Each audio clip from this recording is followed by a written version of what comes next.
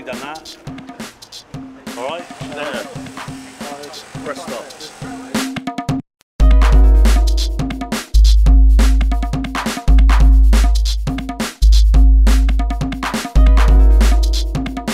Personally, I think when they just spray their name in and it's like vandalism over fronts of shops and that, I think that is horrible. But the actual stuff they've actually put on the walls here is actually good. Some people call it graffiti. Some people call it graffiti. Yeah. Graffiti. I reckon that like graffiti writing on the community centre is like really disgraceful because really bad for the community. I reckon it would make it better if it had like a really nice picture on there, some artist instead of just writing their names. They got like a piece of big art of the community.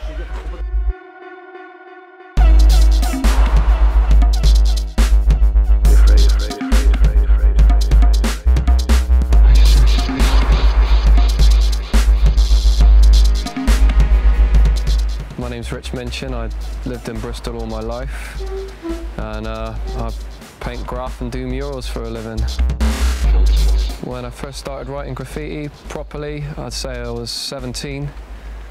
I used to I don't know, just walking around my area around Eastville, and I used to see a lot of the older generation of graffiti writers putting their name up in blazing letters and with awesome characters, and I just thought, yeah, I want to do that.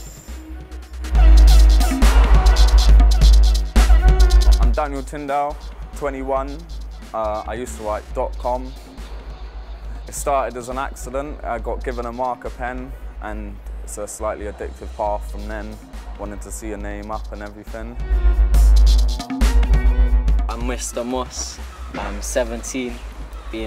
I've lived in Bristol all my life. I've been writing graffiti since I was about 13.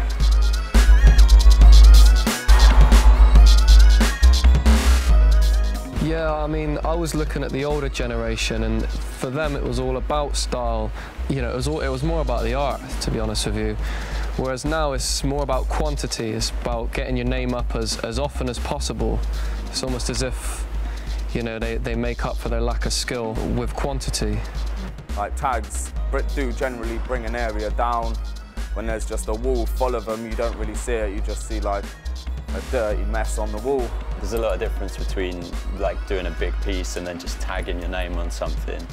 The problem with a lot of tagging is it's not really very artistic, and it tends to be, I don't know, it's more like vandalism. I mean, sometimes you go somewhere real beautiful, you walk up the Christmas steps or something, and it's beautiful up there. It's all old buildings, but it's covered in tags, and it's just, I don't know, it's not nice. If you're not a toy, you'll be dedicated to it.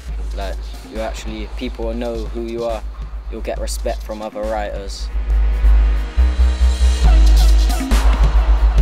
It's a bit it's just the difference between generosity and selfishness. You know, tagging is essentially quite a selfish thing. Anything that we do in the public domain has to be considered, and tagging in general speaks only to other taggers, and for the mass of the public is perceived as something generally negative. If people saw a weak tag back then, you'd get chased down the street. So they'd call you a toy, they'd laugh at you. But a lot of the time, just scrawling your name on someone's wheelie bin or something, it's not cool.